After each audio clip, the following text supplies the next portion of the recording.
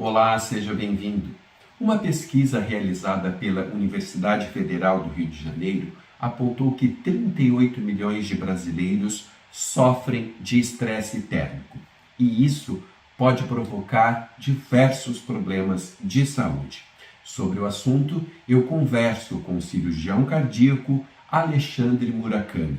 Ele atende no Hospital Evangélico de Londrina e no Hospital Norte do Paraná, em Arapongas, e fala conosco de Londrina. Tudo bem, Alexandre? Tudo bem.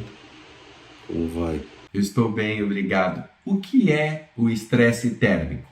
O estresse térmico é uma situação na qual o organismo é exposto a temperaturas que levam a uma alteração da sua temperatura interna, e o organismo inicialmente ele tenta lançar mãos de mecanismos para trazer essa temperatura para o seu ideal às custas de algum esforço, né?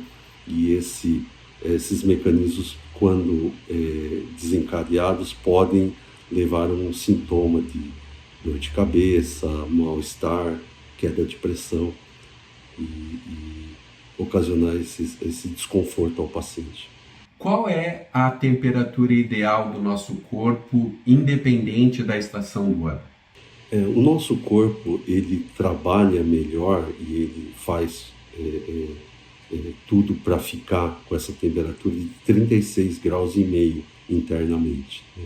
Então, quando está frio, por exemplo, que ele percebe que a temperatura está baixando, ele fecha a circulação para que concentre a circulação mais internamente, para evitar perda de calor, assim como faz com que os músculos começam a tremer, a produzir energia e, consequentemente, mais calor.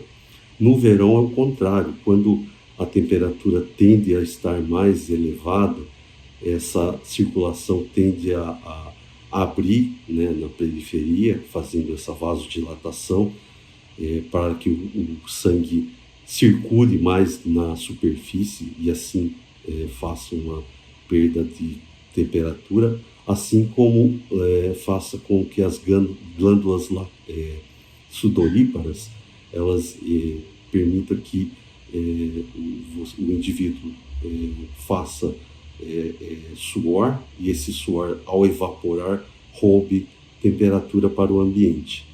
Então ele acaba perdendo mais líquido transpirando, e com isso fazendo com que a temperatura da pele caia e ele tende a perder temperatura. Assim como aumenta a frequência respiratória também, inconsciente você faz com que perca mais temperatura pela respiração e líquido também. Esse estresse, ele ocorre exclusivamente só por causa do calor, das altas temperaturas, ou existem outros fatores que colaboram para isso? Esse estresse também ocasionado por exemplo, atividade física intensa, né? Essas maratonas, essas atividades extenuantes também fazem com que o organismo chegue a temperaturas muito elevadas, assim como alterações também a nível endocrinológicas, né? Distúrbios endócrinos que fazem com que ocorra uma alteração de temperatura. Quem são as pessoas que são mais suscetíveis a esse tipo de estresse? Os extremos das idades, tanto crianças pequenas, recém-nascidos, crianças menores, assim como indivíduos mais adultos e mais idosos, né? Apesar que para cardiovascular, acima já de 45 anos, o risco do estresse térmico já tem uma alta incidência em cardiopatas. E para outra situação que também atua o estresse térmico é nos pacientes que têm uma pneumopatia, aqueles pacientes que têm distúrbios no sistema ventilatório, esses acima de seus 70 anos, 65, 70, já são mais acometidos pelo estresse térmico. Quais são os problemas de saúde provocados pelo estresse térmico? O estresse térmico faz com que o indivíduo faça uma perda exagerada de líquidos, né?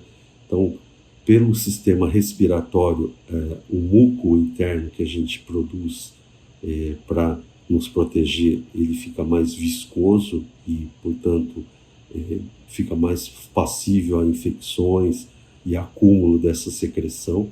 Então, para o sistema respiratório, ele é uma agressão muito importante. E para o cardiovascular, como você faz uma perda do volume desse líquido, o sangue torna-se com um volume menor, fazendo uma queda dessa pressão, além de esse sangue também ser distribuído para a periferia, portanto há uma queda dessa pressão, aumento na frequência cardíaca, e aqueles indivíduos que têm algo já com uma circulação coronariana, por exemplo, que está num equilíbrio tênue, essas quedas de pressão podem desencadear até infartos, má circulação e precipitar esses eventos cardiovasculares. Pode causar também problemas de saúde mental? Sim, o estresse térmico ele provoca inicialmente uma irritabilidade excessiva, uma diminuição no seu limiar de tolerabilidade para o humor, assim como pode desencadear crises convulsivas e até um quadro mais grave, pelo aumento da viscosidade e um acidente vascular cerebral. Como pode ser feito o tratamento dessas pessoas? Inicialmente a gente tem que hidratar esses indivíduos, né?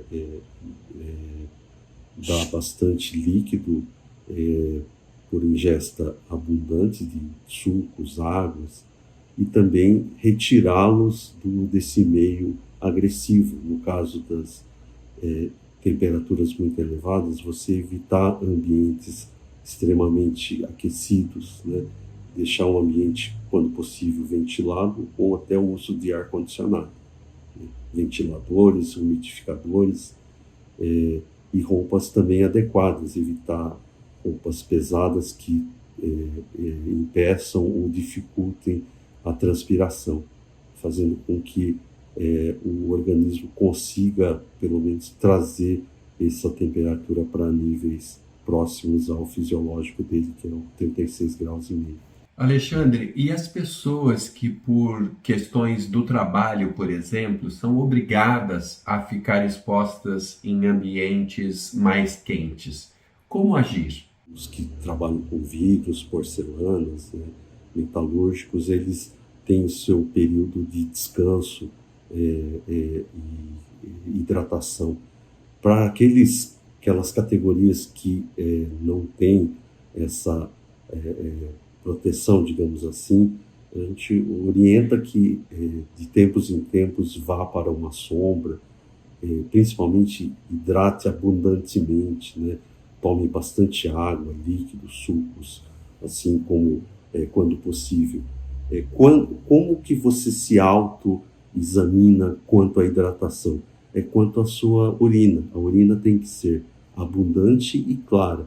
Quando ela começa a ficar muito concentrada, com uma cor, um amarelo mais intenso, é porque você não está se hidratando adequadamente. Então você tem que aumentar a sua ingesta hídrica. Além disso, fazer esses intervalos, como eu falei, a cada 1 hora, evitar picos de temperatura próximos ao meio-dia, às 14 horas, né?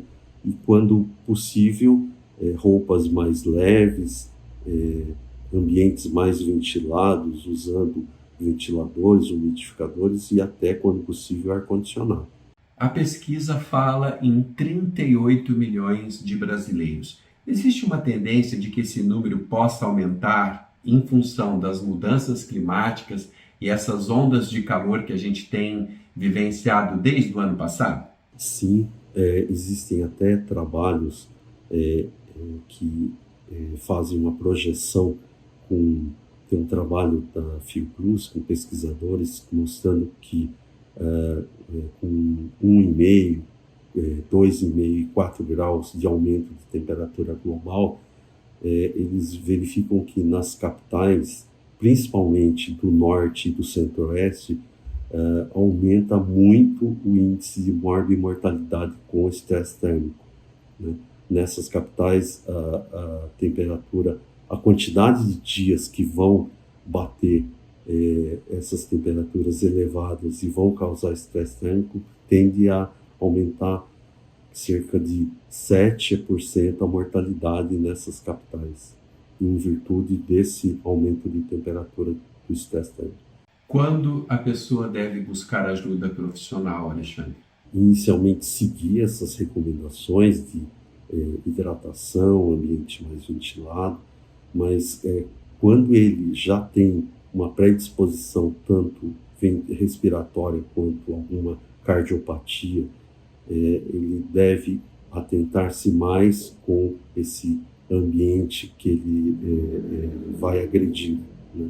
Então, se as medidas não forem suficientes, deve procurar o profissional quando a sintomatologia de tonturas, dor de cabeça excessiva, irritabilidade, queda de pressão, ele deve procurar por um profissional que vá orientá-lo. Quais as dicas, então, para a gente tentar evitar o estresse térmico? Hidratação ao máximo, né?